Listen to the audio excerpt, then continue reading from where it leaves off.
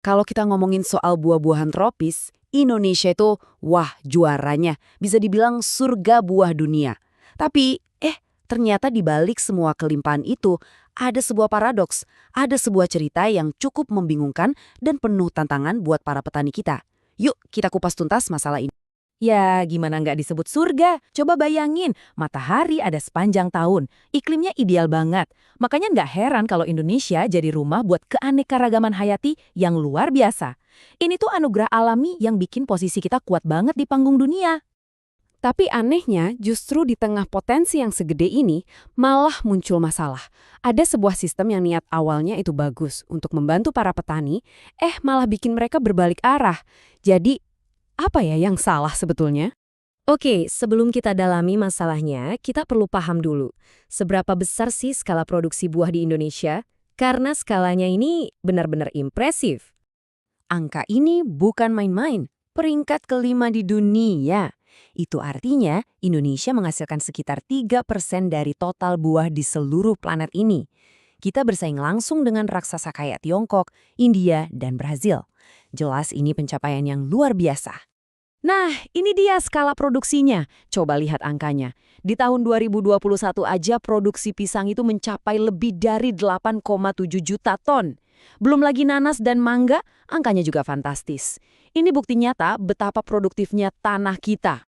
Bahkan Presiden Joko Widodo sendiri menekankan betapa pentingnya mendukung para petani buah. Jadi ini tuh bukan cuma soal bisnis, tapi udah jadi prioritas nasional. Mesin penggerak kesejahteraan yang harus terus kita jaga. Nah, dengan produksi yang begitu masif, tantangan berikutnya jelas soal kualitas dan keamanan pangan. Disinilah ide sertifikasi muncul sebagai sebuah janji, sebuah jalan menuju pasar yang lebih baik dan kepercayaan konsumen. Dan inilah alat utamanya, namanya sertifikasi prima. Tujuannya sebenarnya simpel, tapi penting banget, yaitu ngasih stempel kualitas yang diakui yang membuktikan kalau produk itu aman dan mutunya terjamin. Secara teori, wah manfaatnya jelas banget. Sertifikasi ini kan menjamin kualitas, melindungi kita semua sebagai konsumen, bikin produk bisa dilacak dari kebun sampai ke meja makan, dan yang paling penting, bikin produk kita lebih kompetitif di pasar. Tapi, disinilah ceritanya jadi rumit. Logikanya, kalau sertifikasi ini begitu menguntungkan, harusnya makin banyak dong petani yang daftar. Tapi kenyataannya, malah sebaliknya. Ini dia pertanyaan utamanya. Kenapa sebuah program yang dirancang untuk membantu kok malah dijauhi? Ada apa sebenarnya? Coba kita lihat datanya. Nah, grafik ini adalah bukti nyata dari paradoks yang kita omongin. Coba perhatikan garis yang hijau, itu mewakili kelompok tani. Setelah puncaknya di tahun 2015, jumlah sertifikasi aktifnya malah anjlok, turun drastis. Wah, ini sih udah kayak lampu merah, sinyal bahaya yang jelas banget. Sekarang, yuk kita coba bedah penyebabnya. Kenapa ini bisa terjadi? Ternyata, jalan untuk dapat sertifikasi itu nggak mulus. Penuh dengan berbagai rintangan yang jujur aja cukup kompleks. Semuanya itu berawal dari sini. Praktik pertanian yang baik atau biasa disebut GAP. Ini adalah fondasinya, standar paling dasar yang harus dipenuhi petani bahkan sebelum mereka bisa mengajukan sertifikasi.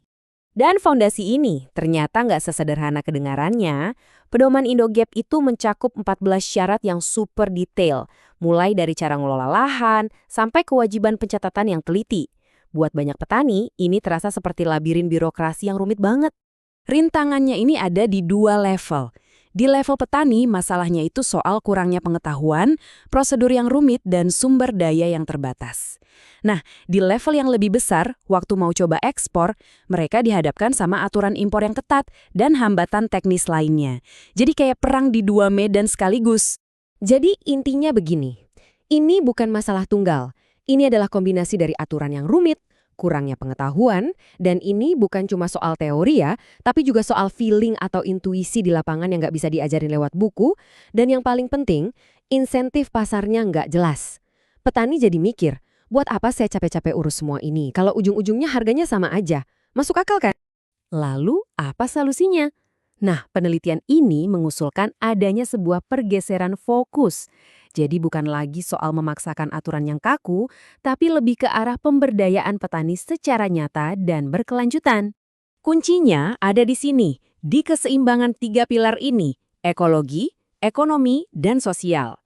Solusi yang cuma fokus di salah satu aspek aja nggak akan bertahan lama. Lingkungan harus sehat, petani harus untung, dan komunitasnya juga harus sejahtera. Semuanya harus jalan bareng. Dan alat untuk mencapai keseimbangan itu adalah manajemen pengetahuan. Ini bukan sekedar pelatihan biasa ya, ini adalah sebuah sistem untuk mengubah informasi jadi tindakan nyata di lapangan, menjembatani jurang antara teori dan praktek. Dan ini dia rangkuman utamanya. Ada pergeseran paradigma. Dari yang tadinya cuma mengawasi dan memaksakan aturan menjadi memberdayakan. Dari Anda harus melakukan ini menjadi begini loh caranya supaya Anda bisa sukses. Sebuah perubahan pendekatan yang sangat mendasar. Pada akhirnya, pembahasan ini meninggalkan kita dengan sebuah pertanyaan yang cukup dalam. Di balik setiap buah yang kelihatannya sempurna di rak supermarket, ada sebuah sistem yang kompleks, ada biaya-biaya yang nggak terlihat, dan ada kerja keras para petani kita. Pertanyaannya adalah, apakah kita sudah menghargai semua itu dengan semestinya?